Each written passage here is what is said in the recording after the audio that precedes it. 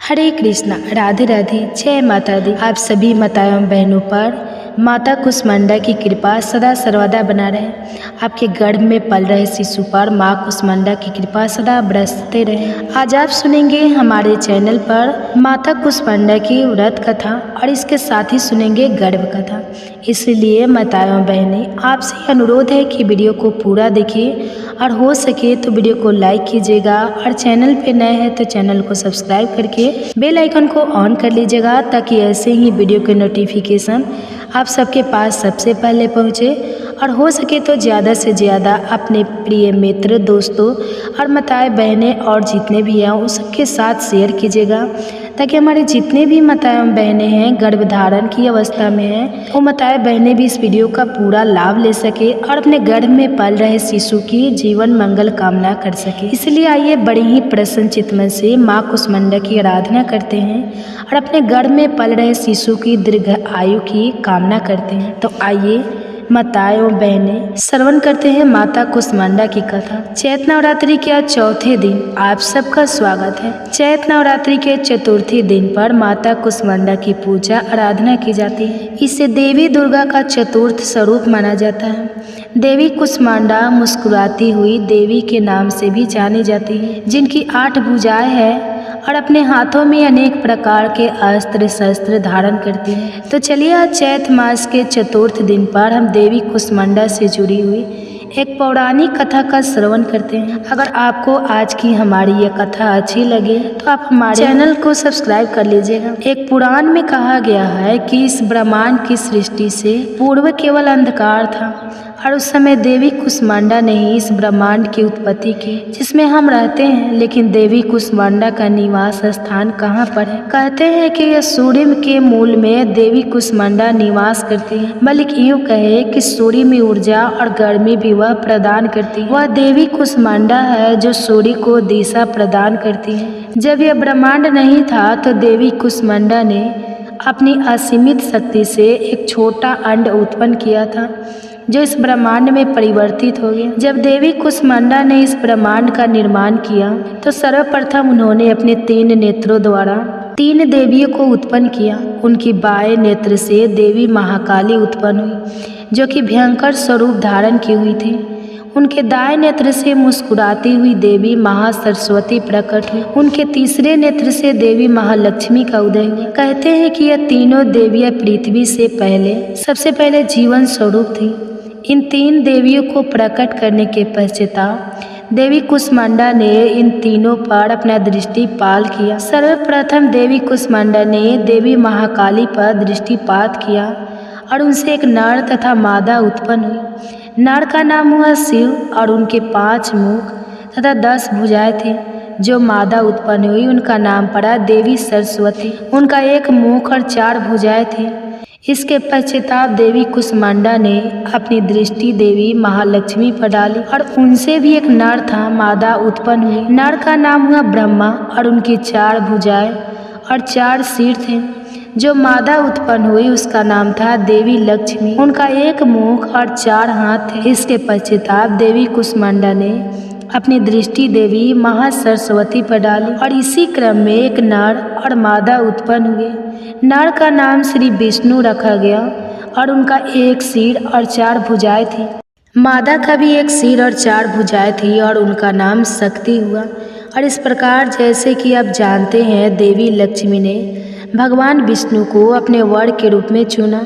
शक्ति ने भगवान शिव से विवाह किया और देवी सरस्वती भगवान ब्रह्मा की अर्धांगिनी हुई। विवाह उपरांत इन तीनों दंपतियों ने इस ब्रह्मांड को जीवों से भर दिया। जब ब्रह्मांड में सृष्टि का कार्य पूर्ण हो गया तो देवी कुष्मांडा ने इन सबको पुनः अपने में समाहित कर लिया और इसके पश्चात देवी कुष्मांडा भी स्वयं ऊर्जा से भरे हुए एक गोले के रूप में विद्यमान हो गई, जो इस संपूर्ण ब्रह्मांड को गर्मी तथा उष्मा प्रदान करता है। तो यह थी पुराणों में वर्णित देवी कुष्मांडा की पौराणिक कथा। नवरात्रि के चौथे दिन देवी कुष्मांडा की पूजा आराधना करने का प्रावधान है। उनकी पूजा करने के लिए प्रातःकाल ब्रह्मा मुहूर्त में उठकर स्नान इत्यादि से स्वच्छ होकर एक स्थान पर माता का विग्रह स्थापित करना चाहिए। इसके पश्चाताप उन्हें शुद्ध जल और पंचामृत से स्नान करवाएं। तत्पश्चात माँ कुष्मांडा का स्मरण करके उनको धूप, गंध, अक्षत, लाल पुष्प, सफ़ेद कुमड़ा, फल, सूखे मेवे और सौभाग्य का सामान अर्पित करना चाहिए। उन्हें लाल रंग के वस्त्र, लाल चूड़िया अथवा श्रृंगार के लाल वस्तुएं अत्यंत प्रसन्न हैं। इस दिन साधक का मन अनाहत चक्र में स्थित होता है और इसलिए इस दिन उसे अत्यंत पवित्र और अचल मन द्वारा माता कुष्मांडा के स्वरूप को ध्यान में रखकर पूजा और उपासना करनी चाहिए। माँ कुष्मांडा की उपासना से भक्तों के समस्त रोग और शोक नष्ट हो जाते हैं। इनकी भक्ति द्वारा आयु, यश, बल और आरोग्य में वृद्धि होती है। माँ कुष्मांडा अत्यंत अल्प सेवा और भक्ति द्वारा भी प्रसन्न हो जाती है। इसलिए मनुष्य को सच्चे हृदय से उनके शरणागत होना चाहिए और जब वह ऐसा करता है तो वह अत्यंत सरलता से परम पद की प्राप्ति कर सकता है। मनुष्य को शास्त्रों और पुराणों में वर्णित विधि विधान के अनुसार माँ दुर्गा की उपासना और भक्ति के मार्ग पर अहरनिश अग्रसर होने की प्रार्थना करनी चाहिए। माँ के भक्ति मार्ग पर कुछ ही कदम आगे बढ़ाने पर भक्त को उनकी कृपा का सूक्ष्मतम अनुभव होने लगता है। यह दुख स्वरूप संसार उसके लिए सुखद और सुगम बन जाता है। माँ की उपासना मनुष्य को सहज भाव से ही भावसागर से पार उतारने के लिए सर्वाधिक सुगम और अनुकूल मार्ग है। माँ कुष्मांडा की उपासना मनुष्य को हर प्रकार की आदि व्याधि और उपाधि से मुक्त कर देती है, उसे सुख, समृद्धि और उन्नति की ओर ले जाती है। चतुर्थ नवरात्रि के दिन देवी कुष्मांडा को प्रसन्न करने के लिए इनमें से किसी भी मंत्र का जाप कर सकते हैं। वंदे वाचिता कामा चंद्राकृत शेखिरामा शिरूढ़ा अष्टभुजा कुष्मांडा यशवानी सूरा संपूर्ण कल समधि आलत्य मेवा चिधाना हस्त पदमायामी कुष्मांडा सुपदा स्तुते में। आपको जानकर आश्चर्य होगा कि देवी कुष्मांडा को समर्पित एक भव्य मंदिर भारत में भी स्थित है। माँ कुष्मांडा देवी का मंदिर उत्तर प्रदेश के कानपुर जिले के घाटमपुर में स्थित है। यहाँ पर माँ कुष्मांडा एक पिंड के रूप में विद्यमान है और इस पिंड से हमेशा पानी रिसता रहता है। स्थानिक लोगों का कामना है कि मंदिर में अर्पित किए जाने वाला पानी कई दुखों का निवारण करता है और इसके साथ ही इस पानी को आँखों में लगाने से आँखों की रोशनी भी पड़ती है। ईवी सन 1380 में राजा घाटम देव हुए जो कि स्थान पर देवी कुष्मांडा के दर्शन करने के लिए आए थे और उन्होंने ही अपने नाम से घाटमपुर कस्बे को पासा दिया और देवी के लिए एक भव्य मंदिर का निर्माण किया।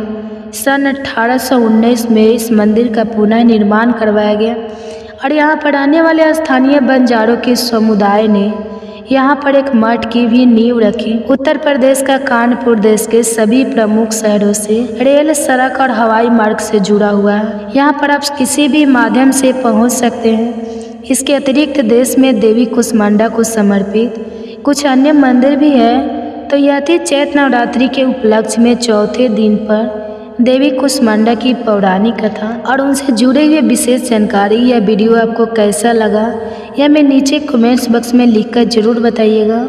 हमारे शास्त्रों की इन पौराणिक कथाओं को सुनना अगर आपको अच्छा लगता है और आप चाहते हैं कि इस कार्य को हम ऐसे ही आगे बढ़ाते रहें तो आप हमारे चैनल को सब्सक्राइब कर लीजिएगा और बेल बटन पर क्लिक कर दीजिए और नोटिफिकेशन भी ऑन कर लीजिए ताकि नवरात्रि की आने वाली कथाओं को भी आप बिना मिस किए सुन सकें। और हम आपसे मिलेंगे नवरात्रि की 5वें दिन की कथा के साथ बहुत जल्द। इसीलिए अब आप सुनिए गर्भ कथा।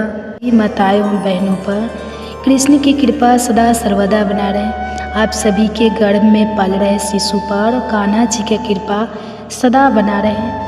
आप सभी माताओं एवं बहनों से अनुरोध है कि आप सभी माताएं एवं बहनें आज हमारे चैनल पे गर्भ कथा का पाठ श्रवण करेंगे। इसलिए हो सके तो वीडियो को पूरा देखिएगा और ज़्यादा से ज़्यादा शेयर कीजिएगा और वीडियो अच्छी लगेगी तो वीडियो को लाइक कीजिएगा और कमेंट्स बॉक्स में हरे कृष्णा राधे राधे ज़रूर लिखिएगा।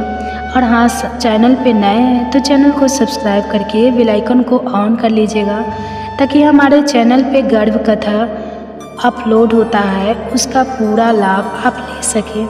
माताओं बहनें आपसे अनुरोध है कि इस वीडियो को शेयर कीजिएगा ताकि शेयर करने से हमारे जितने भी माताएं एवं बहनें हैं गर्भधारण की हुई है, अपने गर्भ में पल रहे शिशु को ये गर्भ कथा जरूर श्रवण कराएं। कहा जाता है कि ये गर्भ कथा श्रवण करने से गर्भ में पल रहे शिशु पर भगवान के जैसे ही गुण आते हैं। इसलिए गर्भवती माता एक शांत अवस्था में बैठ जाए, जहाँ बहुत ज़्यादा डिस्टर्ब ना हो, और अपनी कोमलता से गर्भ पे दोनों हाथ रख ले और अपने बच्चे को धीरे से बुलाओ, आओ आओ मेरे बच्चे, मैं तुम्हें गर्भ कथा का श्रवण कराता हूँ। तो चलिए आज हम गर्भ कथा का श्रवण करते हैं। श्री कृष्ण ने अर्जुन से कहते हैं, हे अर्जुन, जो कुछ भी घटित होता है वह किसी न किसी कारण से होता है।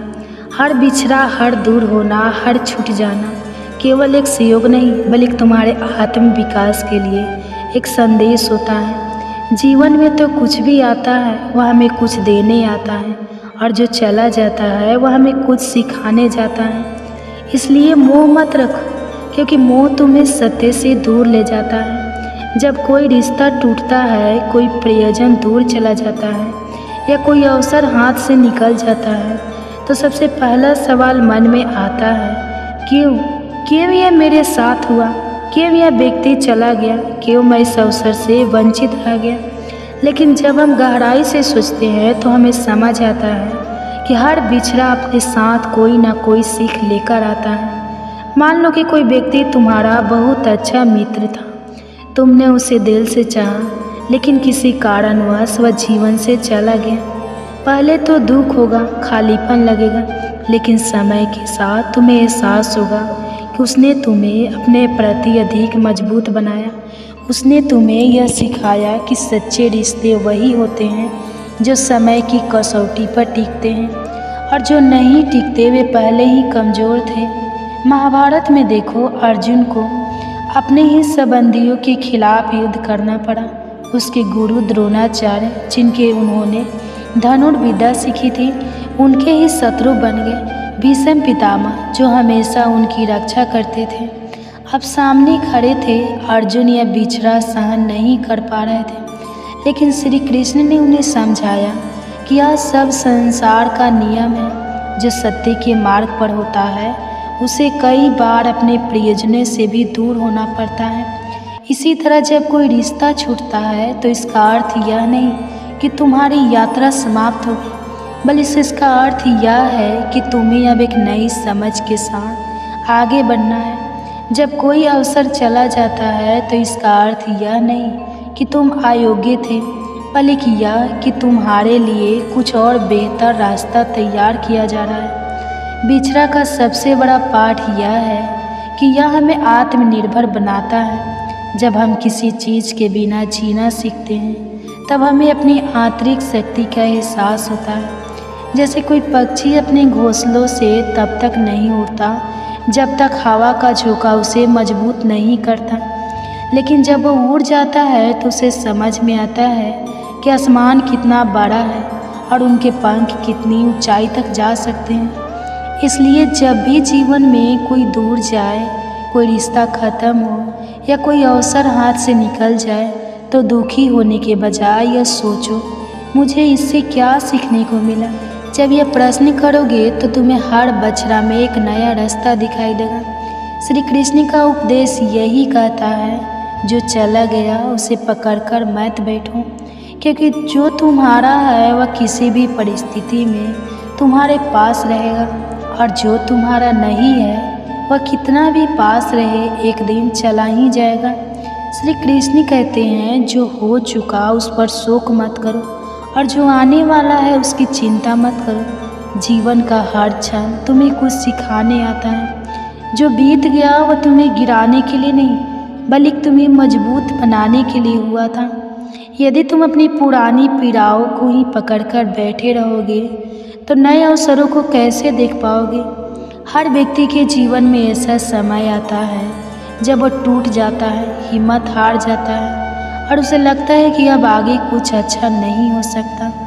लेकिन जब वो थोड़ा पीछे मुड़कर देखता है तो उसे एहसास होता है कि वही कठिनाइयाँ, वही मुश्किल घड़ियाँ आज उसकी सबसे बड़ी ताकत बन गई है। सोचो, जब कोई लोहे का टुकड़ा होता है तो वह साधारण होता है, लेकिन जब उसे आग में तपाया जाता है, हथौड़े से पीटा जाता है और आकार दिया जाता है, लेकिन उसे आकार दिया जाता है, तब वो एक मजबूत तलवार बनता है। इसी तरह जीवन के संघर्ष में अंदर से इतना मजबूत बनाते हैं कि हम भविष्य में आने वाली किसी से भी चुनौती का सामना करने के लिए तैयार रहते हैं। अगर तुम अपने जीवन को देखा तो कई ऐसे मौके होंगे जब तुमने सोचा होगा कि अब कुछ नहीं बचा, लेकिन समय बीतने के बाद वही अनुभव तुम्हारे लिए सबसे बड़ा सबक बन गया। मान लो किसी परीक्षा में असफल हो गए, कोई करीबी दोस्त छोड़कर चला गया या कोई सपना पूरा नहीं हुआ। उस समय यह सब कितना दर्दनाक लगा होगा, लेकिन आज जब तुम सोचते हो तो समझ में आता है कि उसी अनुभव ने तुम्हें और अधिक मेहनत करने की सीख दी, तुम्हारी सोच को परिपक्व बनाया और तुम्हें जीवन के प्रति अधिक समझदार बना दिया। महाभारत में देखो, जब पांडवों को जुए में सब कुछ हारकर वनवास जाना पड़ा तो यह उनके लिए सबसे बड़ा संकट था, लेकिन वनवास का वही कठिन समय था जिसने उन्हें सहनशील बनाया, उनकी रणनीति को और बेहतर किया और उन्हें धैर्य रखना सिखाया। अगर वह समय न आया हो तो शायद वे जीवन की गहरी समझ नहीं प्राप्त कर पाते। इसी तरह जब भी जीवन में कोई कठिनाई आए तो उसे अपने ऊपर बोझ मत बनने दो।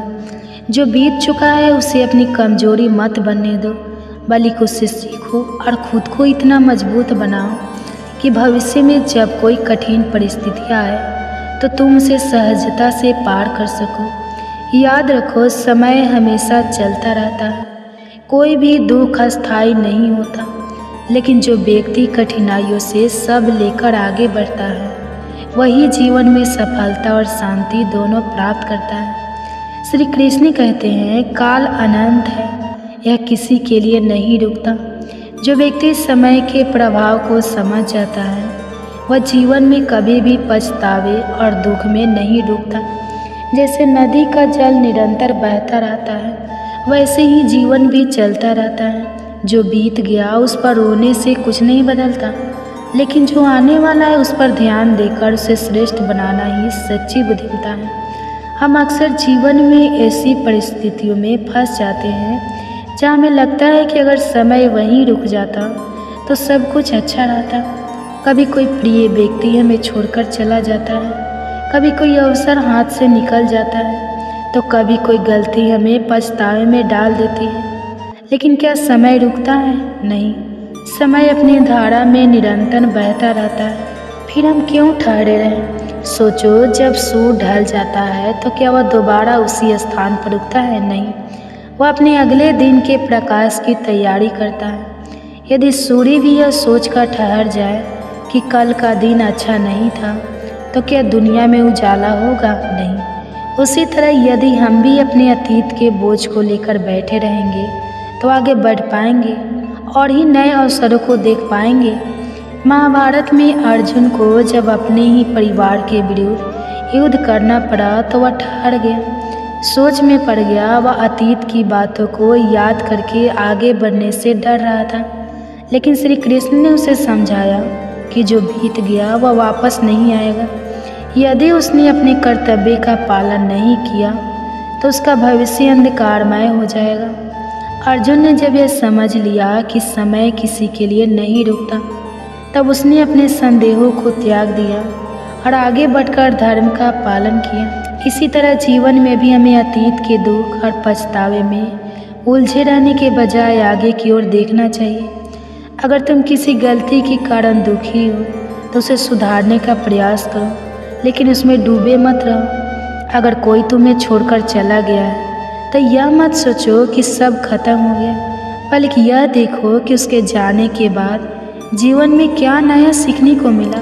समय का सबसे बड़ा नियम यही है कि यह ना किसी के लिए ठहरता है और ना किसी के लिए बदलता है, लेकिन जो व्यक्ति समय की सच्चाई को समझ जाता है वह अपने हर क्षण को मूल्यवान बना लेता है। जो लोग बीती बातों में खोए रहते हैं वे अपने वर्तमान को भी खो देते हैं, और जो आगे बढ़ते हैं वे अपने भविष्य को संवारते हैं। इसलिए जो भी बीत चुका है उसे एक सबक समझो, लेकिन उसे लेकर बैठो मत। जीवन एक प्रभाव है और इस प्रभाव के साथ चलना ही असली समझदारी है। श्री कृष्ण कहते हैं, जीवन एक विशाल पाठशाला है जहाँ हर अनुभव तुम्हें कुछ सिखाने के लिए आता है। जो लोग तुम्हारे जीवन में आए और चले गए, जिन्होंने तुम्हें प्रेम दिया या धोखा दिया, वे सभी तुम्हारे आत्मबोध और परख की परीक्षा लेने के लिए ही थे। यदि तुम इन अनुभवों से सीखकर आगे नहीं बढ़ते तो तुम स्वयं को ही रोक रहे हो। जब जीवन में अच्छे अनुभव मिलते हैं तो हमें लगता है कि दुनिया कितनी सुंदर है, लोग कितने अच्छे हैं और जीवन कितना आसान है। लेकिन जब कोई हमें धोखा देता है, जब कोई अपना हमें छोड़कर चला जाता है, तब हमें समझ आता है कि हर चमकने वाली चीज़ सोना नहीं होती। यही जीवन का सबसे बड़ा सत्य है। हर अनुभव हमें कुछ ना कुछ सिखाने के लिए आता है। सोचो, अगर कोई किसान खेत में बीज बोता है और बिना परखे किसी भी बीज को डाल देता है तो क्या उसे अच्छी फसल मिलेगी? नहीं। उसे समय समय पर परखना पड़ेगा कि कौन सा पौधा सही बढ़ रहा है और कौन सा सूख रहा है। उसे यह समझना होगा कि कौन सी मिट्टी उपजाऊ है और कौन सी नहीं। ठीक वैसे ही जब हम जीवन में लोगों से मिलते हैं तो हमें धीरे धीरे ये समझ में आने लगता है कि कौन वास्तव में हमारे अपने हैं और कौन सिर्फ स्वार्थ के लिए साथ दे। महाभारत में देखो, जब पांडवों को जुए में छल से हराकर वनवास भेजा गया तो उन्होंने अपने आसपास के लोगों को परखा। उन्हें समझ में आ गया कि कौन उनका असली मित्र है और कौन सिर्फ सत्ता और लाभ के लिए उनके साथ था। कृष्ण हमेशा उनके साथ खड़े रहे, लेकिन बहुत से लोग जो पहले पांडव की ताकत के कारण उनके मित्र बने थे, वे धीरे धीरे किनार कर गए। वनवास ने पांडव को यह सिखाया कि कठिन समय ही असली और नकली रिश्ते को अलग करता है। हमारे जीवन में भी कुछ ऐसा ही होता है। जब सब कुछ अच्छा चल रहा होता है तो हमारे आसपास कई लोग होते हैं, लेकिन जैसे ही कठिन समय आता है कई लोग धीरे धीरे दूर होने लगते हैं। यह अनुभव कड़वा तो होता है, लेकिन यही हमें परखना सिखाता है। जो सच्चे अपने होते हैं वे चाहे परिस्थितियाँ कैसी भी हो हमारे साथ रहते हैं, और जो स्वार्थी होते हैं वे किसी न किसी बहाने से दूर चले जाते हैं। अगर किसी ने तुम्हें धोखा दिया तो यह मत सोचो कि तुम हार गए या तुम्हारी गलती थी, बल्कि यह सोचो कि उस व्यक्ति ने तुम्हें सिखाया कि भविष्य में किसी की पर भरोसा करना चाहिए और किस पर नहीं। यदि जीवन में कभी किसी ने तुम्हारा साथ छोड़ दिया तो यह मत समझो कि तुम अकेले हो, बल्कि यह समझो कि हर व्यक्ति तुम्हारी यात्रा का हिस्सा नहीं था। सोचो, सोने को भी शुद्ध बनाने के लिए आग में तपाया जाता है। जब वह आग में जलता है तो उसकी सारी अशुद्धियाँ निकल जाती हैं और वह और अधिक चमकने लगता है। इसी तरह जब हम बुरे अनुभव से गुजरते हैं तो यह हमें शुद्ध कर देता है, हमें मजबूत बना देता है और हमें समझदार बना देता है। इसलिए जीवन में जो भी अनुभव मिले, अच्छे या बुरे, उन्हें सीख के रूप में स्वीकार करो। यदि कोई तुम्हारे जीवन में रह गया तो उसे अपना मानो, यदि कोई चला गया तो उसे जाने दो, लेकिन हर स्थिति से सीखो, क्योंकि यही जीवन का नियम है। जो व्यक्ति परखना सीख जाता है वह कभी भी गलत संगति में नहीं पड़ता और ना ही कभी धोखा खाता है। श्री कृष्ण कहते हैं, अतीत में जीने वाला व्यक्ति न वर्तमान का आनंद ले सकता है और ना ही भविष्य को संवार सकता है। जो बीत गया वह तुम्हारे हाथ में नहीं, लेकिन जो इस समय तुम्हारे सामने है वही तुम्हारी असली शक्ति है। इसलिए अतीत से सीखो, पर इसे अपने ऊपर हावी मत होने दो। अब सोचो, अगर कोई मूर्तिकार किसी पुरानी टूटी मूर्ति के टुकड़ों को जोड़ने में ही अपना पूरा समय लगा दे और नई मूर्ति गढ़ने पर ध्यान ना दे, तो क्या वह कभी कुछ नया बना पाएगा? नहीं, क्योंकि जो टूट चुका है उसे वैसा का वैसा बनाना संभव नहीं। लेकिन अगर वह अपने अनुभव से सीखे और नया निर्माण करे तो वह पहले से भी अधिक सुंदर और सशक्त मूर्ति बना सकता है। हम सभी के जीवन में कुछ ना कुछ ऐसा होता है जो हमें खुशी देता है और कुछ ऐसा होता है जो दर्द छोड़ जाता है। कई बार हम अपनी पुरानी यादों में इतने उलझ जाते हैं कि हमें लगता है कि हमारा आज फीका है, लेकिन सच यह है कि हर समय अपनी खासियत के साथ आता है। अगर तुम बचपन के दिनों को याद करोगे तो मासूमियत भरी दुनिया अच्छी लगेगी, लेकिन अगर वही सोचते रहोगे कि काश मैं फिर से बच्चा बन सकता, तो तुम अपने वर्तमान की जिम्मेदारियों से भागने लगोगे। कल्पना करो कि एक किसान है जिसने अपने खेत में बीज बोया था, लेकिन कुछ कारणों से उसकी फसल खराब हो गई। अब अगर वह हर दिन खेत में जाकर सिर्फ यही सोचता रहे कि पहले मेरी फसल कितनी अच्छी थी और नए बीज बोने के लिए कोई प्रयास ही ना करे, तो क्या उसे फिर से अच्छी फसल मिल पाएगी? नहीं। जीवन भी कुछ ऐसा ही है। अगर हम सिर्फ बीते समय को याद करते रहेंगे और वर्तमान के काम नहीं करेंगे, तो हमारा भविष्य भी वैसे ही सूना रहेगा जैसे बिना बीज के खेत समय एक बहता नदी की तरह है। यदि तुम उसके किनारे बैठकर सिर्फ पुरानी पानी को याद करते रहोगे, तो तुम देखोगे कि वह पानी तो कब का बह चुका है और अब तुम्हारे सामने कुछ नया है। यदि तुम उस नए पानी को देखकर उसमें हाथ भी ना डालो, तो तुम ताजगी का अनुभव ही नहीं कर पाओगे। बीती बातों को लेकर दुखी रहने से कुछ भी हासिल नहीं होगा, लेकिन यदि तुम उन बीते से सीख लेकर आगे बढ़ोगे, तो तुम जीवन में नया अनुभव प्राप्त करोगे। गर्भ कथा। अगर ये कथाएँ आपको अच्छी लगेगी तो वीडियो को लाइक कीजिए और कमेंट बॉक्स में हरे कृष्णा जरूर लिखिए। और हमारे चैनल पे नए हैं और हमारी आवाज़ आज पहली बार सुन रहे हैं, तो हमारे चैनल को सब्सक्राइब करके बेल आइकन को ऑन कीजिए, ताकि ऐसे ही वीडियो की नोटिफिकेशन सबसे पहले आपके पास पहुँचे। तो चलिए आइए श्रवण करते हैं गर्भ कथा, जिसे प्रेगनेंसी में हर गर्भवती माता को जरूर श्रवण करना चाहिए। कहते हैं कि व्यक्ति योगिया के साथ योगी और भोगियों के साथ भोगी बन जाता है। व्यक्ति को जीवन के अंतिम राहों में उसे कौन सी गति मिलेगी, यह भी उसकी संगति पर ही निर्भर करता है। संगति का जीवन में बहुत गहरा प्रभाव पड़ता है। संगति से मनुष्य जहाँ महान बनता है, वहीं बुरी संगति से उसका पार्टनर भी हो जाता है। और आज संतान को ऐसे ही एक प्रेरक प्रसंग के बारे में सुनाए, जो उसे बताएगी कि जीवन में अच्छा साथ होने का कितना ज़्यादा फायदा होता है। आइए कथा को प्रारंभ करें। सभी माताएं शांत भाव से बैठ जाए, अपने दोनों हाथ अपने गर्भ पर रख लें, कोमलता से अपनी आंखें बंद कर लें और अपनी संतान से कहे, आओ मेरे बच्चे, मैं तुम्हें एक कथा सुनाती हूँ। एक बार की बात है, राजकुमार को तोता पालने का मन किया। राजा को बताया गया। तब राजा ने अपने मंत्रियों से कहा, मंत्रीवर, राजकुमार को एक तोता पालने का मन है, जाकर आज शाम तक ही कहानी से तोता लेकर आओ।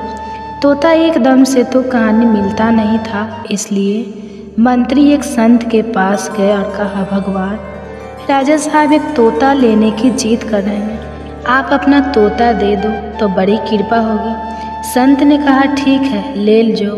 राजा ने सोने के पिंजरे में बड़े स्नेह से तोता की सुख सुविधा का प्रबंध किया। तो तब ब्रह्मा मुहूर्त में बोलने लगा तोता, जय श्री राम, ओम तत्सव, ओम तत्सव। उठो राजा, उठो महारानी, दुर्लभ मानव तन मिला है, यह सोने के लिए नहीं है, भजन करने को मिला है। राजा परिवार बड़े सवेरे उठकर उसकी बातें सुना करता था।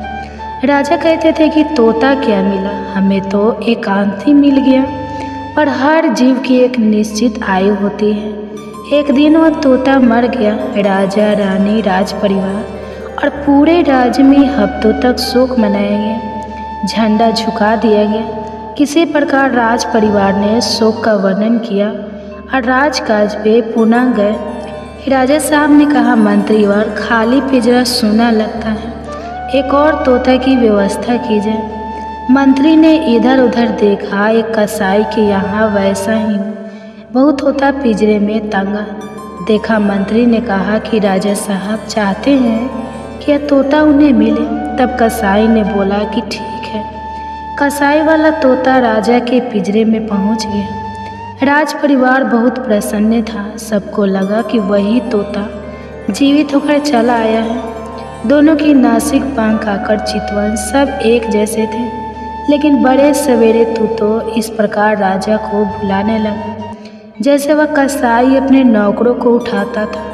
उठ हरामी के बच्चे, पढ़ा हुआ है साला, एक दो चप्पल की लगाऊंगी तभी समझ आएगी।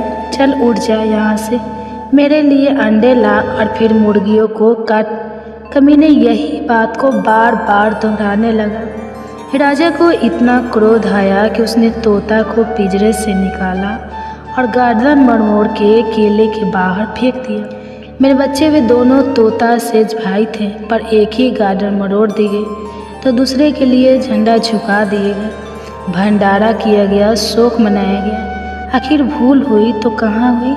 अंतर था दोनों की संगति का। मेरे बच्चे, हम सभी को यह मानव तन समाज रूप से मिला है। बच्चे, हम सभी को यह तनाव मानव जाति सब समाज रूप से मिला है, पर कोई उसे जीवन में ऐसे काम कर जाते हैं कि उन्हें सदियों तक सब याद रखते हैं। तो कहानी कुछ लोग ऐसे भी होते हैं जिससे उनके माता पिता परिवारजन की तंग आ जाते हैं। तो इसलिए कहा जाता है कि हम सदैव अच्छे लोगों का, अच्छी किताबें का संग करना चाहिए। वही हमारे जीवन की गाड़ी को सही रास्ते पे ले जाते हैं और अंत समय हमारी गति को कम करते हैं। कबीर दास जी ने बड़े ही सरल शब्दों में कहा है, कबीर तन पंछी भाया, जहाँ मन तहाँ उड़ी जाए। जो जैसी संगति करे सो पैसा फल वैसा ही पाए। अर्थात कबीर दास जी कहते हैं कि हमारा तन एक पक्षी की तरह है, उसके पास आज़ादी भी है।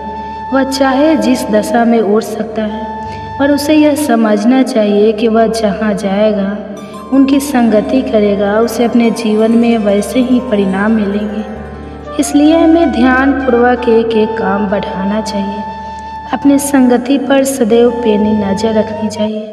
मेरे बच्चे, चलो अब आज के लिए इतना ही। अब तुम कृष्ण की वाणी सुनो।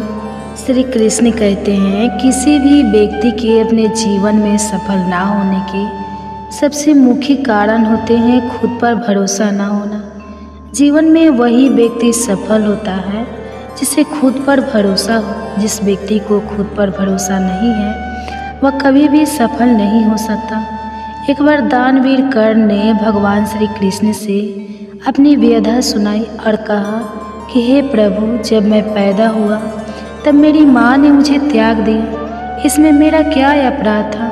द्रोणाचार्य ने मुझे शिक्षा देने के मना कर दिया क्योंकि वह मुझे क्षत्रिय नहीं मानते थे, इसमें भी मेरा क्या अपराध? और द्रौपदी के स्वयंवर में मुझे अपमानित किया गया क्योंकि महाराज परिवार का हिस्सा नहीं हूँ। जवाब में श्री कृष्ण ने कहा, हे कर्ण, जरा ध्यान से सुनो। मेरा जन्म हुआ तब मैं कारागार में था और मैं पैदा होते ही मेरी मृत्यु मेरा प्रतीक्षा कर रही थी। जिस रात मेरा जन्म हुआ था उस रात मुझे मेरे माँ बाप से अलग होना पड़ा, जहाँ पहुँचकर मुझे हर वो एक काम करना पड़ा जो एक गरीब परिवार में करना पड़ता है। गायों का गोबर हाथ से उठाना। जब मैं चल नहीं सकता था तब मुझ पर प्राण घातक हमले किए गए। मुझे मारने की बार बार कोशिश की गई। न मेरे पास बचपन में शिक्षा थी, न ही महल था, न कोई गुरुकुल था, न कोई विशाल सेना थी, लेकिन तब भी मेरे मामा मुझे उनका सबसे बड़ा शत्रु मानते थे। मेरा भी जीवन कई चुनौतियों से गुजरा है। यह बात इतना महत्वपूर्ण नहीं है कि जीवन में कितनी बार अपमानित होना पड़ रहा है, पर यह महत्वपूर्ण है कि आप उस अपमान का जवाब कैसे दे रहे हैं। आपके पास ज्ञान है जिसका आप इस्तेमाल कर पा रहे हैं, और इन सब चुनौतियों को पार करके कैसे आगे बढ़ते हैं, यह सब बात सबसे अधिक महत्वपूर्ण है। जब कुछ किताबों से ही सीखने को नहीं मिलता, कुछ मतलबी लोगों से भी बहुत कुछ सीखने को मिलता है। गलती उसी से होती है जो मेहनत से काम करता है। निकम्मे की ज़िंदगी में तो दूसरे की बुराई खोजने में ख़त्म हो जाती है। इज्जत इंसान की नहीं होती है, ज़रूरत की होती है। ज़रूरत ख़त्म तो इज्जत ख़त्म। बोलना सीखिए वरना ज़िंदगी भर सुनना पड़ेगा। उड़ने में बुराई नहीं है, आप भी उतना ही उड़े जहाँ से ज़मीन साफ दिखाई देती है। सिर्फ वो लोग आपकी परवाह करते हैं जो आपको तब भी सुन सकते हैं जब आप चुप होते हैं। चिंता उतनी करिए जितने में काम हो जाए, उतना नहीं कि ज़िंदगी तमाम हो जाए। आप अपने शब्दों को चाहे जितनी भी समझदारी से बोलिए, लेकिन सुनने वाला अपनी योग्यता और अपने मन के विचारों के अनुसार उसका मतलब निकालता है। यकीन करो, जो तुम्हें भूल चुका है वो भी याद करेगा, बस उसके मतलब के दिन आने दो। कहानी ज़िंदगी की यही है कि इसमें मनचाहा किरदार नहीं मिलता। ज़िंदगी तो अपने दम पर ही जाती है, दूसरे को कंधे पर तो सिर्फ जनाजे उठाए जाते हैं। आपकी मुस्कान आपके चेहरे पर भगवान के हस्ताक्षर हैं। उसे अपने आंसुओं से धुन ले या क्रोध से मिटने ना दे। कोई भी व्यक्ति हमारा मित्र या शत्रु बनकर संसार में नहीं आता। हमारा व्यवहार और शब्द ही लोगों को मित्र और शत्रु बनाता है। जो व्यक्ति हर वक्त दुख का रोना रोता है, उसके द्वार पर खड़ा सुख बाहर से ही लौट जाता है। जिसके पास उम्मीद और आस है, वह जिंदगी के हर इम्तिहान में पास है। हर कोई अपना नहीं होता और यही सच है। कितने अजीब है यह जमाने के लोग खिलौना छोड़कर जज्बातों से खेलते हैं। महान दिमाग विचारों की चर्चा करता है, औसत दिमाग घटनाओं की चर्चा करता है और छोटा दिमाग लोगों की चर्चा करता है। अहंकार ना पालिए, वक्त के समंदर में कई सिकंदर डूब गए। इन 5 जगहों पर हमेशा चुप रहिए। पहला, जहां आपके शब्दों की कोई कीमत नहीं। दूसरा, जहां बोलने के बाद आपको पछताना ना करना पड़े। तीसरा, अगर आपके बोलने से किसी का दिल दुखता है। चौथा, अगर आप गुस्से में हो, क्योंकि गुस्से में इंसान बिना सोचे समझे कुछ भी बोल देता है। और पांचवा, जहाँ आपकी समझदारी से कोई सुनने वाला ना हो। किसी का कष्ट देखकर अगर तुम्हें भी कष्ट होता है तो समझ लेना तुम्हारी आत्मा में परमात्मा विराजमान है। सिर्फ सुकून ढूंढिए, ज़रूरतें कभी पूरी नहीं होती। जिंदगी में सारा झगड़ा ख्वाहिशों का है। ना तो किसी को गम चाहिए और ना ही किसी को कम चाहिए। जिसके इरादे हमेशा साफ होते हैं, कई बार लोग उसके ही खिलाफ होते हैं। जो तुमसे तंग आ जाए उसे छोड़ दो, क्योंकि बोझ बन जाने से याद बनना बेहतर है। झूठ की खरीदारी ज़्यादा दिन तक नहीं टिकती। सच एक ही सही अंत तक साथ देता है। किसी इंसान के आज को देखकर उसके भविष्य का मजाक मत उड़ाओ, क्योंकि समय में इतनी शक्ति है कि वह कोयलों को भी धीरे धीरे हीरे में बदल देता है। समय जब फैसला करता है तो गवाही की जरूरत नहीं होती। इंसान का काम तमाम करने वाला शब्द है, कल करूँगा। ना तो अधिक बोलना अच्छा है, ना ही ज़रूरत से ज़्यादा चुप रहना। जैसे बहुत अधिक वर्षा होना भी अच्छा नहीं है, वैसे बहुत अधिक धूप भी अच्छी नहीं होती। विचार कीजिए, जब हमारा जन्म हमारी मर्जी से नहीं होता तो मरण भी हमारी मर्जी से नहीं होता। तो इस जन्म मरण के बीच में होने वाली सारी व्यवस्था हमारी मर्जी से कैसे हो सकती है। ज़िंदगी में हर मौके का फ़ायदा उठाओ और किसी के मजबूरी का नहीं। अगर ज़िंदगी मौका देती है तो धोखा भी देती है। आज के ज़माने में सुखी होना तो स्वार्थी बनना पड़ेगा। यह हम नहीं, इस युग की सत्य हकीकत है। जो हमारे जज्बातों की कदर नहीं कर सकते, उनके पीछे पागल होना प्यार नहीं, बेवकूफ़ी है। हवाएं अगर मौसम का रुख बदल सकती है तो दुआएं भी मुसीबत का पल जरूर बदल सकती है। जो दिल में है उसे कहने की हिम्मत रखो, जो दूसरे के दिल में है उसे समझने की समझ रखो। रिश्ते कभी नहीं टूटेंगे। अपनी लगन, धैर्य, हिम्मत और सकारात्मक विचारों के सहारे इंसान अनेक विकट परिस्थितियों में भी सफलतापूर्वक बाहर आ सकता है। यह एक निश्चित बात है कि आप काम खत्म नहीं कर सकते। अगर आप काम शुरू नहीं करेंगे, किसी भी काम का सबसे कठिन हिस्सा काम को शुरू करना है। कभी हार मत मानो। आज कठिन है, कल बेहतर होगा, लेकिन कल के दिन के बाद सुनहरा होगा। अगर इंसान में कुछ करने की इच्छा हो तो दुनिया में कुछ असंभव नहीं है। जहाँ दूसरों को समझना मुश्किल हो जाए, वहाँ खुद को समझ लेना ही बेहतर है। बदन है मिट्टी का, सांसें सारी उधार है। घमंड भी है तो किस बात का, यहाँ तो हम सब किराएदार हैं। परेशानियां जिंदगी का हिस्सा है। जिसने अपनी परेशानियों पर कदम रखा है वह जीत गया है, और जिसने अपनी परेशानियों को सर पर सवार कर लिया वह लूट गया। जीवन में कई बार हम बड़ी बड़ी परेशानियों से यूं ही निकल जाते हैं मानो कोई है जो हमारा साथ दे रहा है, और उसी अदृश्य शक्ति को हम परमात्मा कहते हैं। इसलिए याद रखना, जब दुनिया साथ छोड़ दे तो ईश्वर आपका हाथ थाम लेता है। क्रोध के सामने थोड़ा रुकना सीखो और गलती के सामने थोड़ा झुकना सीखो। जो आपके हाथ में नहीं है, यदि उसका मुंह करोगे तो जीवन नर्क बन जाएगा। जीवन में इतना सबक तो मिल गया, फिक्र में रहोगे तो खुद चलोगे, बेफिक्र रहोगे तो दुनिया जलेगी। तन्हाई का एक अलग ही मजा है, इसमें डर नहीं होता किसी के छोड़ जाने। तुमने खुद को कमज़ोर मन रखा है, वरना जो तुम कर सकते हो कोई दूसरा नहीं कर सकता। जिसे गर्भवती माता को जरूर सुबह शाम श्रवण जरूर करना चाहिए, और अपने गर्भस्थ शिशु को जरूर श्रवण कराना चाहिए। अगर वीडियो अच्छी लगेगी तो वीडियो को लाइक कीजिएगा, और कमेंट बॉक्स में हरे कृष्णा जरूर लिखिएगा, और साथ ही हमारे चैनल को सब्सक्राइब भी जरूर कर लीजिएगा, और साथ ही बेल आइकन को भी प्रेस जरूर कर लीजिएगा, ताकि ऐसे ही वीडियो आप सबके पास सबसे पहले पहुँचे। तो आइए आज श्रवण करते हैं गर्भ कथा। गर्भ में मिलने वाले कष्टों का रहस्य बहुत ही गूढ़ और हृदय को झोड़ देने वाला है। श्री कृष्ण अर्जुन से कहते हैं, हे पार्थ, जब कोई जीव माँ के गर्भ में आता है तो केवल शरीर धारण नहीं करता, बल्कि अपने पूर्व जन्मों के कर्मों का पूरा बोझ भी साथ लाता है। वह मांस, मज्जा और रक्त के बीच एक अंधेरे कैद में घिरा रहता है, जहाँ चारों ओर केवल अंधकार, घुटन और पीड़ा होती है। 6 माह के बाद जब उसे होश आने लगता है तो असहनीय दुर्गंध के बीच कड़ा उठता है। उस घुटन भरे संसार में हर क्षण उसे ऐसा प्रतीत होता है जैसे वह किसी कठोर दंड को भोग रहा हो।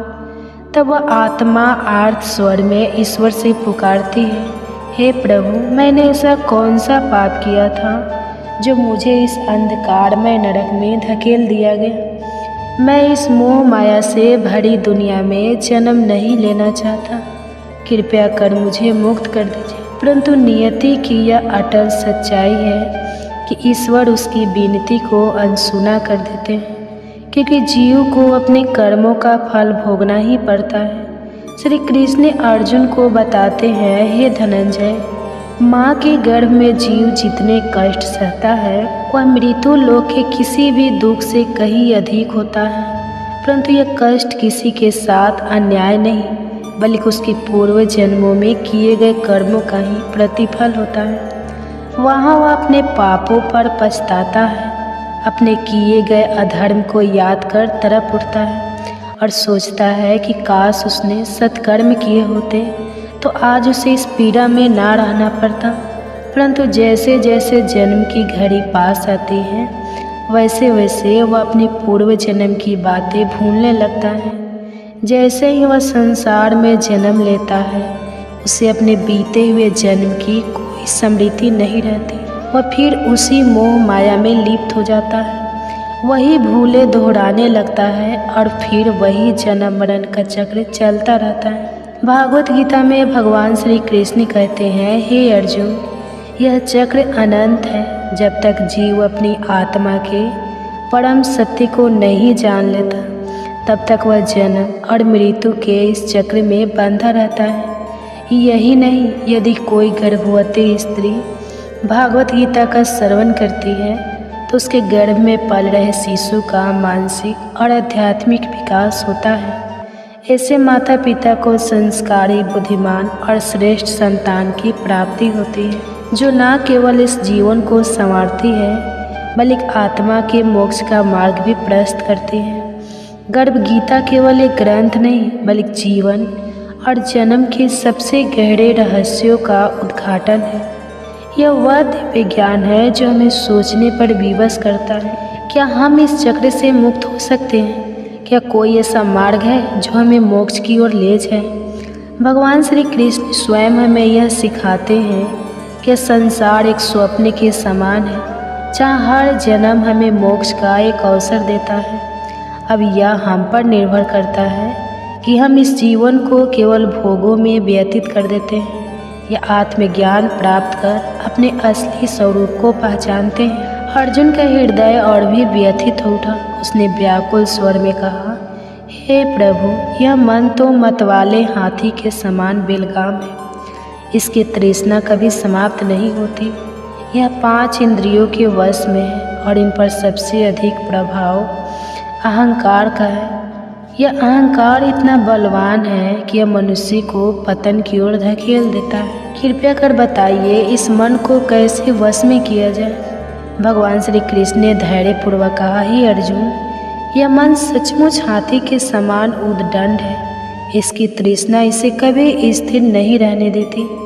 यह काम, क्रोध, लोभ, मोह और अहंकार के अधीन होकर अपने ही विनाश का कारण बनता है। किंतु जैसे एक मतवाले हाथी को अंकुश से नियंत्रित किया जाता है, वैसे ही इस मन रूपी हाथी को वश में करने का एकमात्र उपाय है ज्ञान का। अंकुश अहंकार से ग्रस्त प्राणी अंधकार में गिरता है, नरक के गर्भ में समा जाता है। किंतु जो ज्ञान के प्रकाश को धारण करता है, वह स्वयं को बचा लेता है। अर्जुन ने व्याकुल होकर पूछा, हे कृष्ण, यह प्राणी बार बार गर्भ में क्यों आता है? यह जन्मते ही पीड़ा क्यों सहता है? रोग, जरा और अतः मृत्यु की कठोर मार इसे क्यों झेलनी पड़ती है? वह कौन सा पवित्र कर्म है जिससे यह जन्म मरण के बंधन से मुक्त हो सके? भगवान श्री कृष्ण ने गंभीरता से उत्तर दिया, हे अर्जुन, यह मनुष्य अज्ञान और मोह में अंधा है। यह संसार के नश्वर सुख में आसक्त होकर बार बार जन्म लेता है, बार बार मरता है। इसे कभी चैन नहीं मिलता। यह जिस वस्तु को पा लेता है, उसके खोने का डर इसे सताता है, और जो नहीं मिलती उसकी चाह में जीवन भर भटकता रहता है। 8 पहर माया के पीछे दौड़ता है और इसी मोह के कारण यह गर्भ के दुखों को सहता रहता है। श्री कृष्ण के इन वचनों ने अर्जुन के हृदय में एक तीव्र ज्वाला जला दी। उसकी आत्मा जैसे किसी अनजाने सत्य को पहचानने लगी। वह समझने लगा कि मनुष्य का सबसे बड़ा शत्रु स्वयं उसका अहंकार है और सबसे बड़ी मुक्ति का द्वार केवल ज्ञान में है। अर्जुन व्याकुल होकर बोले, हे भगवान, कुछ लोग तुम्हारे नाम का स्मरण करते हुए वन वन भटकते हैं, कुछ वैराग्य धारण कर लेते हैं और कुछ धर्म कर्म में लीन रहते हैं। इन सब में सच्चा भक्त कौन है? कौन वास्तव में तुम्हारे निकट है? और वह वैष्णव कौन है जो तुम्हारे चरणों का वास्तविक अधिकारी है? भगवान श्री कृष्ण मुस्कुराए और बोले, हे अर्जुन, जो मेरे नाम के लिए संसार की मोह माया त्याग कर वन में विचलन करते हैं, वे सन्यासी हैं। लेकिन जो अपने सिर पर जटा बांधते हैं, अंग पर भस्म लगाते हैं और फिर भी अहंकार से भरे होते हैं, उनमें मैं नहीं हूँ। अहंकार ही उनके लिए सबसे बड़ी बाधा है, जिसे मेरा दर्शन उनके लिए दुर्लभ हो जाता है। अर्जुन का मन व्याकुल हो उठा। वे आगे बोले, हे प्रभु, कौन सा ऐसा पाप है जिससे किसी की पत्नी की मृत्यु हो जाती है? कौन सा अपराध किसी के पुत्र को छीन लेता है? और वह कौन सा अधर्म है जिससे कोई नपुंसक हो जाता है? भगवान श्री कृष्ण ने गंभीर स्वर में उत्तर दिया, हे अर्जुन, जो व्यक्ति किसी से उधार लेता है और उसे लौटाने की नियत नहीं रखता, उसके इस पाप से उसकी पत्नी असमय मृत्यु को प्राप्त होती है। जो व्यक्ति किसी की अमानत में खयानत करता है, उसका पुत्र काल के गाल में समा जाता है। और जो किसी से वादा करता है परंतु समय आने पर मुकर जाता है, वह अगले जन्म में नपुंसक होता है। ये सभी पाप अत्यंत घोर है जो जीवन को दुख और विनाश की ओर ले जाते हैं। अर्जुन का मन व्याकुल हो गया। उन्होंने कांपते स्वर में पूछा, हे प्रभु, कुछ लोगों को आप अपार धन संपत्ति स्वर्ण और वैभव देते हैं, वे कौन से पुण्य के भागी होते हैं? और जो हाथी घोड़ा रथ जैसे राजसी सुख पाते हैं, उन्होंने कौन सा महान कर्म किया होता है? भगवान श्री कृष्ण ने मंद मुस्कान के साथ उत्तर दिया, हे अर्जुन, इस संसार में जो मनुष्य दानशील होते हैं, जो अपने धन को धर्म और सत्कर्म में लगाते हैं, जो भूखों को भोजन कराते हैं और निष्काम सेवा करते हैं, वे स्वर्ण और अपार धन संपदा प्राप्त करते हैं। और जो व्यक्ति सत्य और न्याय के मार्ग पर चलते हैं, जो अपने जीवन को धर्म और लोक कल्याण के लिए अर्पित करते हैं, वे हाथी, घोड़ा और रथ जैसे राजसी सुखों के अधिकारी बनते हैं। ये सब उनके पूर्व जन्मों के पुण्य का ही फल है। इस संसार में कर्म ही सर्वस्व है और जो जैसा करता है उसे वैसा ही फल प्राप्त होता है। अर्जुन ये सुनकर गहरे चिंतन में डूब गए। उन्होंने समझ लिया कि संसार में कोई भी सुख दुख बिना कारण नहीं आता। हर जन्म, हर परिस्थिति, हर भाग्य केवल और केवल अपने कर्मों का ही परिणाम है। अर्जुन ने व्याकुल होकर पूछा, हे प्रभु, यह संसार इतना विविध क्यों है? कोई राजा बनता है, कोई निर्धन रहता है, कोई विद्वान होता है तो कोई अज्ञानी। किस पुण्य के प्रभाव से किसी को ऐश्वर्य मिलता है और कौन से कर्म किसी को निर्धनता की ओर ढकेल देते हैं? भगवान श्री कृष्ण ने करुणा से देखा और उत्तर दिया, ही अर्जुन, जो मनुष्य स्वर्ण का दान करते हैं वे अगले जन्म में घोड़ों और रथों के स्वामी बनते हैं। जो निष्काम भाव से कन्यादान करते हैं वे पुनः पुरुष योनि में जन्म लेते हैं। जो अन्न दान करते हैं उनका स्वरूप सुंदर होता है और जिन्होंने विद्या का दान किया है वे स्वयं भी विद्यावान होते हैं। संतों की सेवा करने वाले पुण्य आत्माओं को पुत्र रत्न की प्राप्ति होती है। अर्जुन ने गहरी सांस ली और पुनः पूछा, हे प्रभु, कौन सा पाप ऐसा है जिससे मनुष्य जीवन भर रोगों से ग्रस्त रहता है? कौन सा अधर्म उसे गधे का जन्म लेने को बाध्य करता है? स्त्री और टूट का जन्म किस पाप के कारण प्राप्त होता है? और वह कौन सा पाप है जिससे कोई बिल्ली का जन्म पाता है? भगवान श्री कृष्ण का स्वर गंभीर हो गया। हे अर्जुन, जो व्यक्ति कन्यादान करते समय धन लेते हैं वे पापी होते हैं और यही कारण है कि वे जीवन भर रोगों से पीड़ित रहते हैं। जो व्यक्ति अपनी वासनाओं में डूबकर मदिरा का सेवन करते हैं वे अगले जन्म में टट्टू बनते हैं। जो झूठी गवाही देते हैं वे स्त्री योनि में जन्म लेते हैं। जो महिलाएं पहले स्वयं भोजन कर लेती हैं और फिर ईश्वर को अर्घ्य दान देती है वे अगले जन्म में बिल्ली बनती हैं। और जो लोग झूठी वस्तु दान करते हैं वे अगले जन्म में गुलाम स्त्रियों बनती हैं। अर्जुन का हृदय और अधिक प्रश्नों से भर गया। उन्होंने अधीर होकर पूछा, हे प्रभु, कोई धन का प्रेमी होता है, कोई स्त्रियों में आसक्त रहता है, या आकर्षण किस कारण उत्पन्न होता है? श्री कृष्ण गंभीर स्वर में बोले, हे अर्जुन, धन और स्त्री दोनों नाशवान हैं। यह माया का मोह जाल है जो जीव को भटकाता है। केवल मेरी भक्ति ऐसी है जो कभी नष्ट नहीं होती। जो मेरी शरण में आता है वही सच्ची शांति पाता है। अर्जुन ने और अधिक गहराई से जानना चाहा। उन्होंने पूछा, हे भगवान, यह राजपाट किस पुण्य से प्राप्त होता है? कौन सा धर्म करने से विद्या का वरदान मिलता है? भगवान श्री कृष्ण का स्वर और अधिक गंभीर हो गया।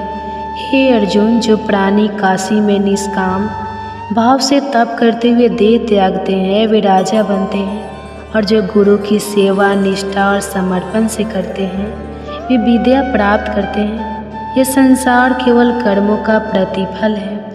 अर्जुन अभी भी समाधान नहीं पा रहे थे। उन्होंने और जिज्ञासा से पूछा, हे प्रभु, कुछ लोग बिना किसी परिश्रम के अचानक धनवान हो जाते हैं, इसका क्या कारण है?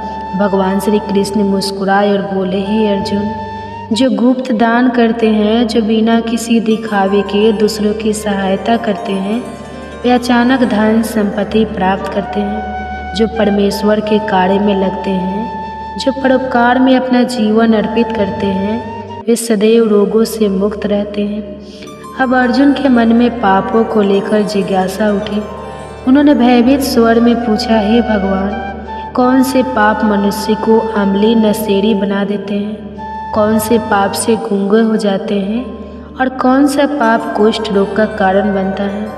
भगवान श्री कृष्ण के नेत्रों में एक गहरी गंभीरता झलक उठी। वे बोले, हे अर्जुन, जो व्यक्ति नीच कुल की स्त्रियों के साथ अनुचित संबंध रखते हैं वे अगले जन्म में अमली बनते हैं। जो गुरु से शिक्षा प्राप्त करके भी उसे भूल जाते हैं, अपने गुरु का अपमान करते हैं, वे गूंगे होते हैं। और जो निर्दोष गौ की हत्या करते हैं वे कुष्ठ रोग से पीड़ित होते हैं। इन पापों का प्रायश्चित अत्यंत कठिन होता है। अर्जुन का हृदय पीड़ा से भर उठा। उन्होंने कांपते हुए कहा, हे प्रभु, कोई व्यक्ति रक्त विकार से ग्रस्त क्यों होता है? कोई निर्धन क्यों जन्म लेता है? किस पाप के कारण खंड वायु का कष्ट मिलता है? कौन से पाप से कोई अंधा या पंगु बनता है? और कुछ स्त्रियां बाल विधवा क्यों होती है? भगवान श्री कृष्ण का स्वर करुणा से भर उठा। हे अर्जुन, यह सब पापों का परिणाम है। जो व्यक्ति अन्याय से अर्जित धन से अपना जीवन व्यतीत करता है और रक्त विकार से ग्रस्त होता है, जो मनुष्य दूसरों का हक छीनता है वह निर्धनता का जीवन जीता है। जो प्राणी के साथ छल करता है वह अगले जन्म में खंड वायु लकवे का शिकार होता है। जो अपने माता पिता का अपमान करता है वे अगले जन्म में अंधे या पंगु जन्म लेते हैं। और जो स्त्रियां छल कपट से अपने पति को कष्ट देती हैं वे अगले जन्म में बाल विधवा हो जाती हैं। अर्जुन के नेत्रों में अश्रु छलक पड़े। वे समझ गए कि संसार में सुख दुख स्वास्थ्य रोग धन निर्धनता सब कुछ केवल और केवल कर्मों का ही फल है। जो जैसा करता है उसे वैसा ही फल भोगना पड़ता है। अर्जुन ने गहरी श्रद्धा से भगवान श्री कृष्ण के चरणों में प्रणाम किया और अत्यंत भावुक होकर पूछा, हे प्रभु, आप पर ब्रह्मा हैं। आप जानते हैं आपको कोटि कोटि प्रणाम। पहले मैं आपको केवल अपना संबंधी मानता था, परंतु अब मैं आपको संपूर्ण ब्रह्मांड के ईश्वर रूप में देख रहा हूँ। हे परमेश्वर, कृपया कर बताइए गुरु दीक्षा का क्या महत्व है और सच्चे गुरु का स्वरूप कैसा होता है? भगवान श्री कृष्ण की दृष्टि प्रेम और करुणा से भर उठी। वे मंद मुस्कान के साथ बोले, हे अर्जुन, धन्य हो तुम, धन्य है वो माता पिता जिन्होंने तुम जैसा पुत्र पाया। तुम्हारी जिज्ञासा तुम्हारे उद्धार का संकेत है। हे अर्जुन, इस संसार में गुरु का स्थान सर्वोच्च है। संपूर्ण ब्रह्मांड का गुरु स्वयं जगन्नाथ है। विद्या का गुरु काशी है और चारों वर्णों के लिए सन्यासी गुरु का स्वरूप होता है। सन्यासी वही कहलाता है जिसने सब कुछ त्याग कर केवल मेरे नाम में अपना मन लगाया हो। ब्राह्मण ही जगत गुरु होता है, परंतु सच्चा गुरु वही है जिसने अपनी सभी इंद्रियों को जीत लिया हो, जिसे संपूर्ण संसार ईश्वरमय प्रतीत होता हो, जो माया मोह से परे और परम तत्व को जानने वाला। हे अर्जुन, जो गुरु के प्रति भक्ति भाव रखता है, जो गुरु के समक्ष बैठकर भोजन करता है, उसका भजन सफल होता है। परंतु जो गुरु से विमुख होता है वह महान पापी है, उसके लिए सारा संसार व्यर्थ है। जो बिना गुरु के रहता है वह चंडाल के समान होता है। जैसे गंगा जल भी यदि मदिरा के पात्र में रखा जाए तो अपवित्र हो जाता है, वैसे ही बिना गुरु का भजन भी निष्फल होता है। उसका भोजन देवता तक स्वीकार नहीं करते, उसके सारे शुभ कर्म व्यर्थ हो जाते हैं। हे अर्जुन, कुंता, स्वर्ग, गधा और कौवा ये सभी हीन योनियां हैं, परंतु उनसे भी अधिक नीच वह मनुष्य है जो गुरु को नहीं अपनाता।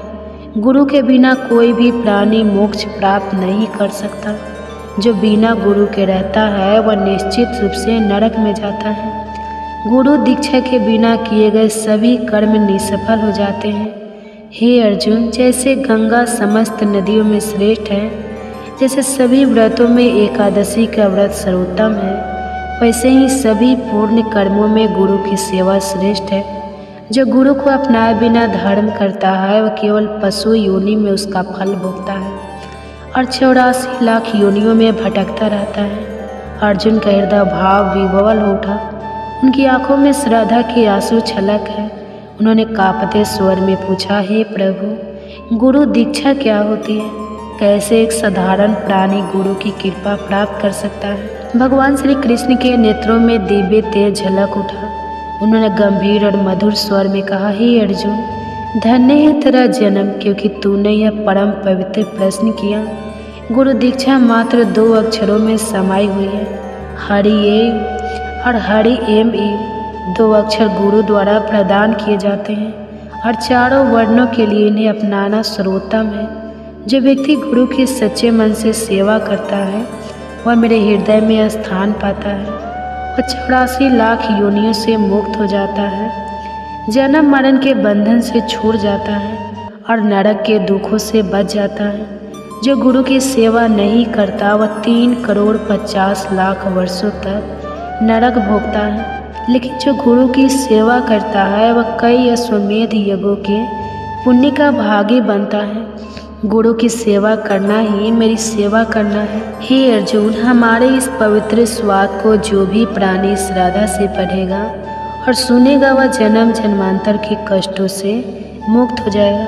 उसके 84 लाख योनियाँ कट जाएगी और वह गर्भ के दुखों से सदा के लिए मुक्त हो जाएगा। अर्जुन की आंखों से अश्रुधारा बह निकली। उन्होंने श्री कृष्ण के चरणों में सिर झुका दिया और उनके भीतर एक असीम शांति का संचार हुआ। अब उन्हें अपना मार्ग स्पष्ट दिखने लगा। गुरु की भक्ति और सेवा ही परम सत्य है। वृद्ध जनों के प्रति कर्तव्य परिवार के सदस्यों का कर्तव्य है कि वे वृद्धों को यह महसूस ना होने दे कि उनका इस घर में कोई स्थान नहीं रहा। उन्हें ऐसा लगना चाहिए कि परिवार उनके प्रति प्रेम और उनका सम्मान रखता है। यदि हम आज अपने बुजुर्गों की सेवा करेंगे तो कल हमारी संतानें भी हमें वही आदर देगी। यह जीवन का चक्र है, जो बोवेगे वही पाओगे। गृहस्थों का कर्तव्य है कि जो भी अतिथि या भाग्यत उनके द्वार पर आए उसका उचित सत्कार करें। भारतीय संस्कृति में कहा गया है अतिथि देवो भव। जहाँ अतिथियों का सम्मान नहीं होता वहाँ समाज और परिवार की उन्नति रुक जाती है। परिवार की एकता भी बहुत महत्वपूर्ण है। जहाँ लोग एक दूसरे से खुलकर स्वाद नहीं करते, एक दूसरे से कटे कटे रहते हैं, वह समाज और परिवार शीघ्र ही बिखरने लगते हैं। इसके विपरीत जहाँ शाम को सभी सदस्य मिलकर बैठते हैं, अपनी बातें साझा करते हैं और परस्पर प्रेम भाव रखते हैं, वहाँ परिवार में सुख और समृद्धि बनी रहती है। अगर कोई व्यापार लगातार घाटे में चल रहा हो तो उसे सफल नहीं कहा जाता। इसी तरह मानव जीवन भी एक व्यापार की तरह है। अगर इसमें प्रसन्नता, शांति और संतोष नहीं है तो यह घाटे में ही चल रहा है। अत्यधिक इच्छाएं, अहंकार, द्वेष, क्रोध, असहिष्णुता और स्वार्थ यह सभी जीवन को धीरे धीरे नष्ट कर देते हैं। बहुत से लोग सारी भौतिक सुविधाएं होने के बावजूद भी मानसिक रूप से परेशान रहते हैं, क्योंकि वे ईर्ष्या, द्वेष, कलह, चिंता और मानसिक उलझनों में उलझे रहते हैं। धन अधिक हो या कम, लेकिन मन यदि पवित्र है तो जीवन सुखी रहेगा। शुद्ध विचार, संतों और सज्जनों की संगति से मन की पवित्रता बनी रहती है। बुढ़ापा जीवन का अंतिम सत्य, अंत भला तो सब भला, यह कहावत सही है, लेकिन अधिकांश लोगों के लिए बुढ़ापा सबसे कष्टदायक समय बन जाता है। जो व्यक्ति अपने पूरे जीवन में क्रोध, ईर्ष्या, स्वार्थ और कटुता को पालता है उसका बुढ़ापा भी दुखदायी हो जाता है। परंतु जो संतोष, सेवा और प्रेम का मार्ग अपनाता है वो अपने जीवन के अंतिम पड़ाव को भी शांति और सुख के साथ व्यतीत करता है। वास्तविक सुख बाहरी चीज़ों में नहीं, मन की शांति, अच्छे विचारों और प्रेम पूर्ण संबंधों में है। वृद्धों का सम्मान करें, उनके अनुभवों से सीखें, परिवार में प्रेम और एकता बनाए रखें, मन को शुद्ध रखें ताकि जीवन के अंतिम क्षण भी सुखद और शांतिपूर्ण हो। दोस्तों, अगर आपको ये वीडियो पसंद आई हो तो लाइक, शेयर और सब्सक्राइब करना ना भूलें। यदि आप हमारे YouTube चैनल वंदना काव्य पर नए हैं तो सब्सक्राइब करके बेल आइकन दबाएं ताकि हमारी हर नई वीडियो सबसे पहले आप तक पहुँचे। कमेंट्स में जय श्री कृष्णा, राधे राधे लिखना, अपना आशीर्वाद दें। हमारी पूरी वीडियो देखने के लिए धन्यवाद। जय श्री कृष्णा, राधे राधे। कहते हैं कि गर्भावस्था में अगर पूरी भागवत ना भी पढ़ पाए तो कृष्ण के जन्म के समय की स्तुति जरूर ही श्रवण करना चाहिए। इसे गर्भ में पल रहे बच्चे पर भगवान के जैसे ही गुण प्रकट होते हैं। तो आइए बड़े ही प्रसन्न चित्तमन से माताएं एवं बहनें गर्भ कथा का श्रवण करते हैं। भगवान श्री कृष्ण जिन्हें संपूर्ण ब्रह्मांड का पालनहार माना जाता है, इन्हीं के बाल लीला का हम श्रवण करेंगे। अगर अभी तक आपने मेरे चैनल को सब्सक्राइब नहीं किया है तो चैनल को सब्सक्राइब कर लीजिए। अगर वीडियो अच्छी लगेगी तो वीडियो को लाइक कीजिए और कमेंट्स में हरे कृष्णा ज़रूर लिखिए, और हो सके तो वीडियो को पूरा ज़रूर श्रवण कीजिए और अपने बच्चे को भी ज़रूर सुनाइए, और ज़्यादा से ज़्यादा इस वीडियो को शेयर कीजिए ताकि जितने भी हमारे माताएं एवं बहनें गर्भावस्था में है वो अपने बच्चे को ज़रूर सुनाएं, और बच्चे में भगवान के जैसे गुण भी आते हैं, बच्चे अच्छे संस्कार के पैदा होते हैं। तो भगवान श्री कृष्ण जी ने संपूर्ण ब्रह्मांड का पालनहार माना जाता है। उनका जब धरती पर जन्म लिया तो उन्हें बाल्यकाल की लीलाएं अत्यंत मोहक और चमत्कारी थी। उनके बाल रूप ने गोकुल और वृंदावन में भक्तों के हृदय को प्रेम और आनंद से भर दिया। यह कथा हमें उनकी अद्भुत बाल्यकाल की कुछ लीलाओं का रसपान कराएगी। कंस का अत्याचार दिन प्रतिदिन बढ़ता जा रहा था। उसने अपने बहन देवकी और उनके पति वासुदेव को कारागार में डाल दिया था, क्योंकि आकाशवाणी ने भविष्यवाणी की थी कि देवकी का 8वां पुत्र उसका संहार करेगा। जब श्री कृष्ण का जन्म हुआ तो कारागार के सभी द्वार अपने आप खुल गए और वासुदेव जी उन्हें टोकरी में रखकर यमुना पार गोकुल में नंद बाबा के घर ले गए। वहाँ उन्होंने यशोदा के नवजात शिशु के स्थान पर कृष्ण को रख दिया और लौटे। सुबह होते ही नंद बाबा और यशोदा माता को यह अपार हर्ष हुआ कि उनके घर में एक सुंदर पुत्र ने जन्म लिया। गोकुल में आनंद की लहर दौड़ गई, चारों ओर उल्लास का वातावरण बन गया। कंस ने कृष्ण को मारने के लिए कई असुरों को भेजा। उनमें से एक थी पुतना, जो बच्चों को मारने के लिए उन्हें विषैले दूध से पिलाती थी। वो सुंदर स्त्री का रूप धारण कर गोकुल पहुँची और कृष्ण की गोद में लेकर उन्हें स्तनपान कराने लगे। लेकिन भगवान कृष्ण उसकी चाल को भली भांति समझ गए और उन्होंने इतना तेज चूसना शुरू किया कि पुतना पीड़ा से चीखने लगे। अतः वह अपने असली राक्षसी रूप में आकर धराशायी हो गए। गोकुलवासियों ने इसे चमत्कार माना, लेकिन वे कृष्ण के इस अद्भुत पराक्रम से अनजान थे। कृष्ण बचपन से ही बड़े नटखट थे। वे यशोदा माता की मटकी फोड़ देते, मक्खन चुराकर ग्वालों को खिलाते और ग्वालिनों को सताते थे। एक दिन माता यशोदा ने उन्हें मक्खन खाते हुए पकड़ लिया और सजा देने के लिए ओखली से बांधने लगी। लेकिन कृष्ण कोई साधारण बालक नहीं थे। जैसे ही माता यशोदा रस्सी बांधने लगती, रस्सी हर बार 2 अंगुल छोटी पड़ जाती। कई बार प्रयास करने के बाद जब माता प्रेम से थक गई तब भगवान ने स्वयं को बांधने दिया। बंधे होने के बावजूद उन्होंने खेल खेल में ओखल को खींचते हुए यमलार्जुन 2 विशाल वृक्ष के बीच से निकाल दिया। जैसे ही ओखल दोनों वृक्षों के बीच आया, वे गरजते हुए गिर गए और उनमें से 2 देवता प्रकट हुए। ये धन के देवता कुबेर के पुत्र थे, जो श्राप के कारण वृक्ष रूप में थे। कृष्ण की कृपा से उनका उद्धार हुआ।